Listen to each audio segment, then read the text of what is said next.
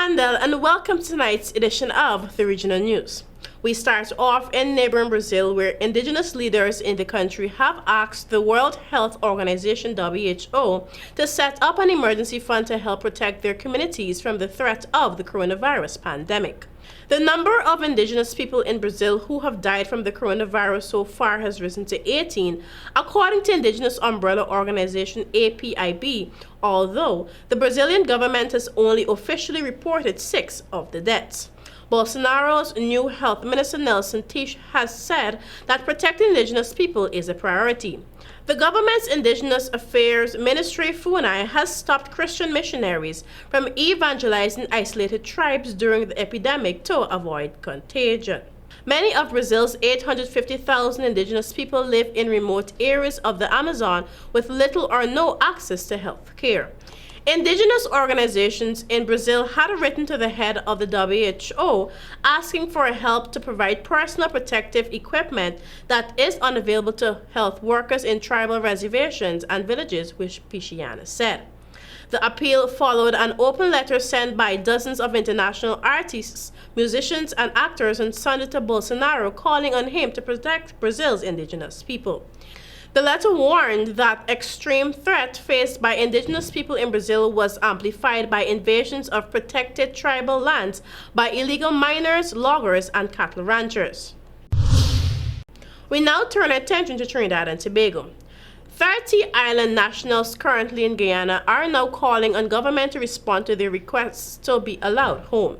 In a letter to the media yesterday, Group Representative Lester Paul said the group has looked on at other nationals who were allowed abroad to return to Trinidad and Tobago while the borders remain officially shut, asking, and I quote, "Is it because we are not hiring lawyers to sabri rattle and making wild accusations in the media that we are being ignored?" End of quote. Paul said Trinidad and Tobago's Ministry of National Security is aware that we are here, but there has only been silence since the group's members applied for exemptions to return since April 27. And I quote, "No one seems to know that there are workers in Guyana that want to come home too," end of quote, Paul stated. Minister of National Security Stuart Young, however, said yesterday that he has not seen any applications for this group. Exemptions may be granted only by the Minister of National Security in this case, Young, who has stated in past weeks that the borders remain closed to nationals and non-nationals and applications will be dealt with case by case. Trinidad and Tobago's borders were shut to all on March 22 as government ramped up its response to COVID-19 global pandemic. Paul said on April 27, members of the group received, as part of their frequent communications from the High Commission in Guyana, the format to apply for an exemption to be allowed to return home. The minister responded via WhatsApp further stated, and I quote, "We have received applications from companies claiming to represent nationals of Trinidad and Tobago who are working in Guyana, and I have written to them seeking some clarification as the applications are being considered," end of quote. And finally, the last infected COVID-19 case in Suriname was tested negative in her last 2 weeks. The infected person was declared cured with the result which was received on 2nd of May 2020 and was therefore allowed to go home. This means that the country currently has no COVID-19 positive cases. However, the monitoring of the latter case will not stop. The infectionologist will carry out the last examination in a week.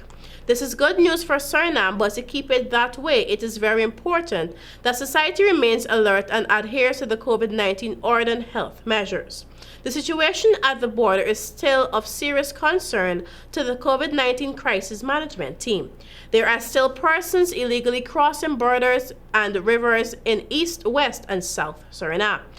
Until May 10, the police, military personnel, the medical mission, district commissioners, and traditional authority in the interior will work together to keep the interior and the rest of Suriname corona-free. And that's it for our regional news this evening, and I continue to urge our viewers to continue practicing social distancing, wash those hands, and wear those masks. Back to you, Handel.